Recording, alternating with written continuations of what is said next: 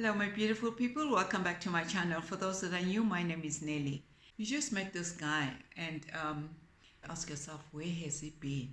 This guy goes shopping with you from one shop to another. You know, when it comes to ladies and shopping, they just don't mind going from one shop to another.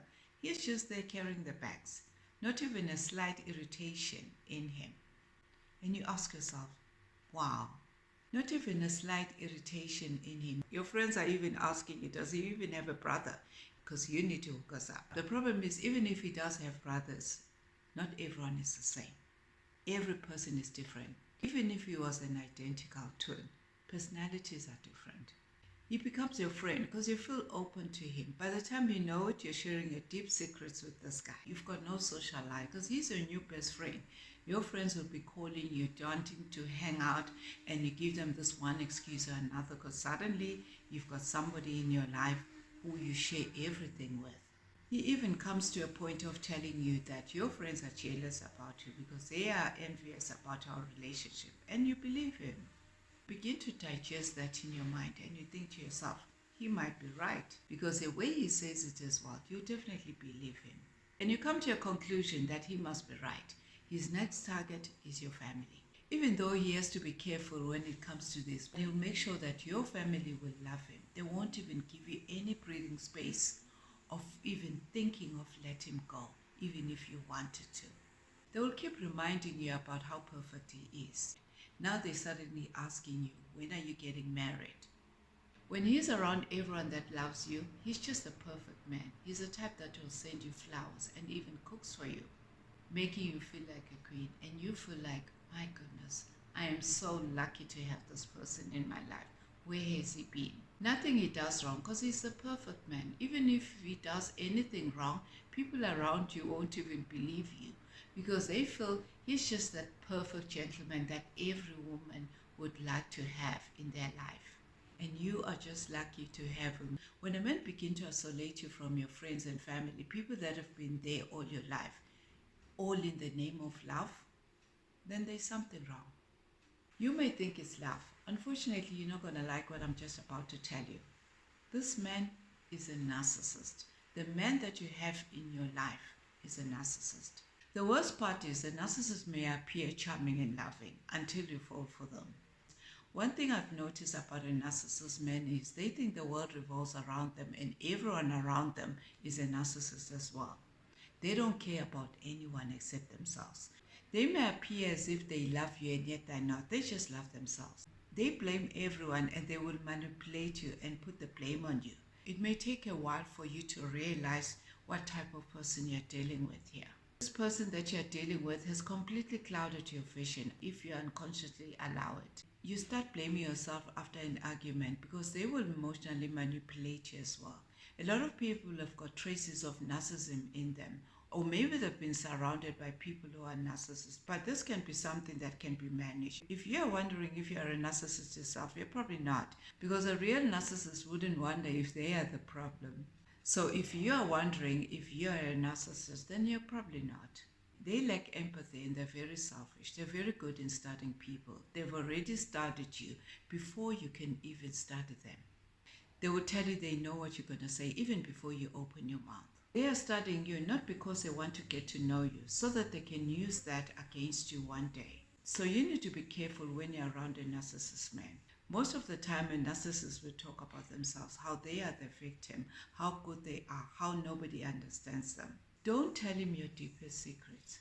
I know that they will make you feel so comfortable that they become your best friend, so that they can lure you to tell them everything about you. And they will use that against you someday. When everything goes sour, they will use that against you.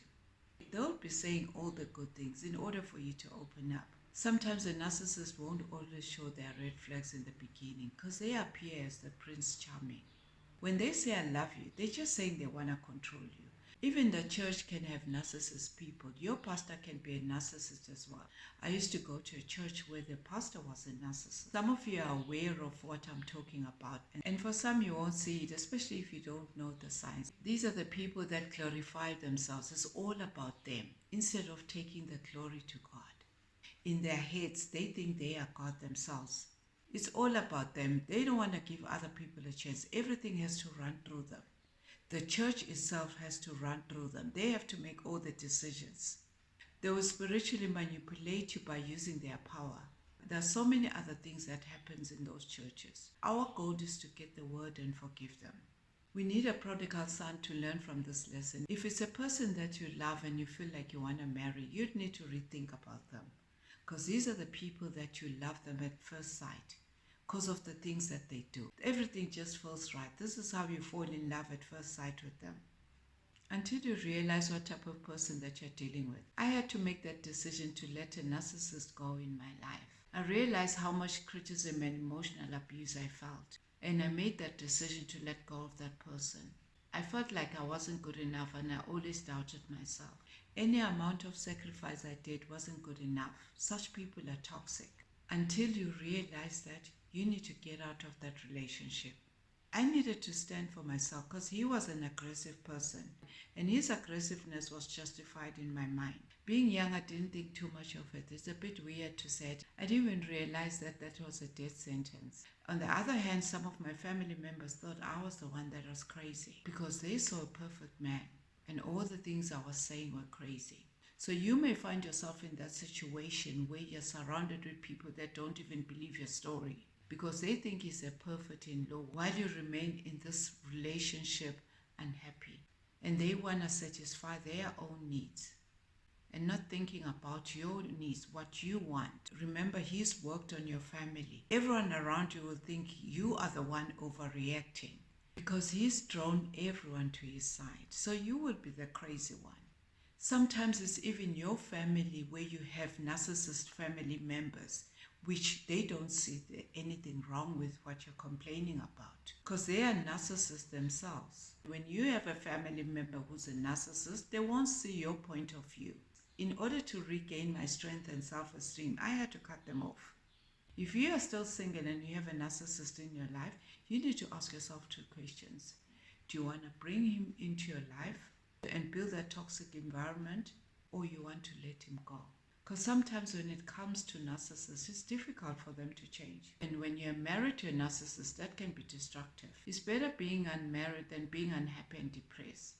And if you're not married, you need to thank God. At least he showed you the type of man that he is. And you came back to your senses as well. You need to care about who you bond with. When you feel like you're not comfortable in this relationship, then remove yourself from that situation because marriage is a lifetime commitment. And you don't want to have a covenant with someone who's toxic in your life. You need to love yourself enough and make that decision that concerns your life. Don't let people around you make decisions for you because you are going to marry the wrong person at the end of the day. Ask God to direct you if this is the type of man that you want to get married to. Sometimes we enter into relationships without even asking God. God will always show you what type of person that you're dealing with. Narcissist needs victim to prey on, and you might be the victim here. So next time you enter a relationship, take time and study that person. Don't rush into the relationship just because you see the things that they do for you from the outside and the things they say. You might end up being in a toxic relationship or even married to a narcissist. Thank you for watching. If this is content that you like, please don't forget to like and subscribe, and see you in the next video. God bless you.